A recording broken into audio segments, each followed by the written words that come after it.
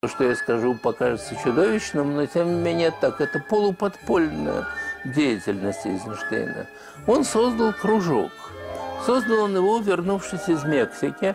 А по дневнику я узнал, что план кружка он вынашивал в Мексике.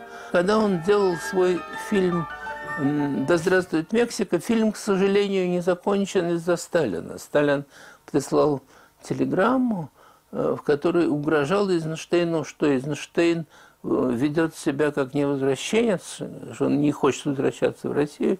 Пришлось прервать работу. Фильм был снят, но не смонтирован. Но когда он работал над этим фильмом, это фильм как бы история всей мексиканской культуры в отдельных эпизодах. Он пришел к тому, что очень важно заниматься этнографией, культурной антропологией, наукой о древних обществах. И вот он что придумал.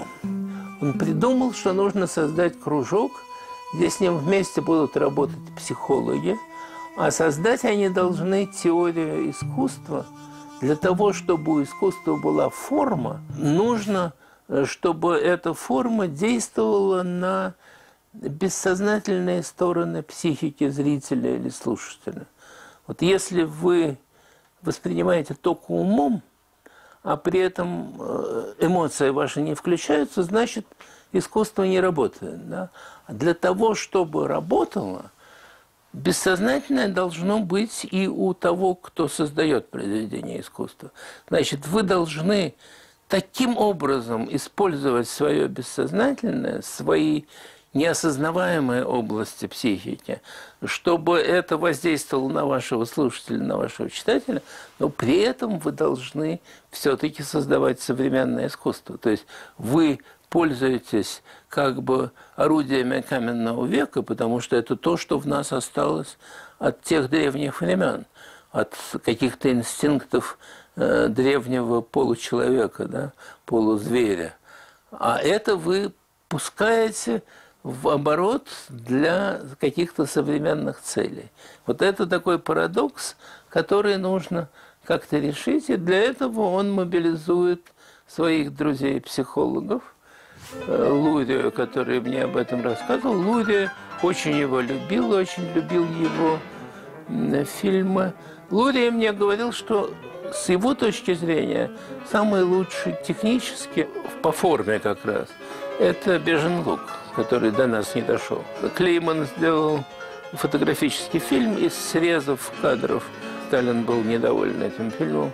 Он считал, что это использована канва истории Павлика Морозова, но там этот отец Павлика Морозова как бы в роли такого карающего бога.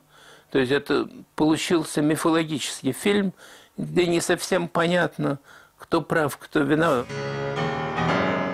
Самое интересное было это соединение психологии с теорией искусства. Кроме Лурия, участвовал Выготский. Выготский, которого я считаю действительно великим психологом. Четвертый, кого они привлекали, был Мар, знаменитый лингвист и исследователь первобытного сознания. И они работали над проблемами первобытного сознания и психики человека. И, пожалуй, самое интересное, на чем я закончу, это один человек, которым они занимались экспериментально, а я нашел записи Эйзенштейна об этом. Но, кроме того, Лурия написал книгу об этом. Книга у Лурия называется «Маленькая книга о большой памяти». Был такой человек Шерешевский. У него была память, которая могла запомнить что угодно. Вот вы с ним встречались, там в доме ученых он устраивает вечер, и ему читают список там из 10 каких-нибудь 20-значных чисел, там столько-то миллиардов, столько-то миллионов, столько тысяч и так далее. Он тут же запоминает и повторяет, но через 5 лет собираются те же люди, есть документы, есть. У него никаких документов в руках нет, да? Он выходит, ему говорят, вот 5 лет назад мы вам здесь задали некоторые числа. Какие это были числа? И он опять повторяет все эти там 5 миллиардов. все помнил. Как он объяснял, вот у меня записи Эйзенштейна есть об этом, как он объяснял, это были числовые картинки. То есть каждое число для него – это человек в определенной одежде. Вот этот миллион – это там женщина в белой одежде. Она стоит у калитки, дальше будет забор. Калитка и забор – это следующие там 1000 и так далее. Он говорит, очень трудно запомнить словесный текст, потому что в каждом слове уже есть образ. А числа запоминать легко, потому что ты к числу выдумываешь свой собственный образ и так далее.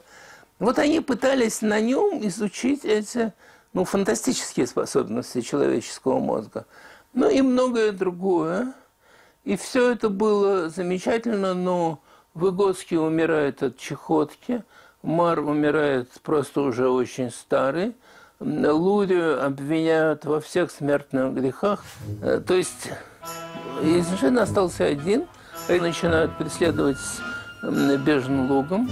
Один фильм за другим запрещают. Ну и дальше начинается история с Иваном Грозным.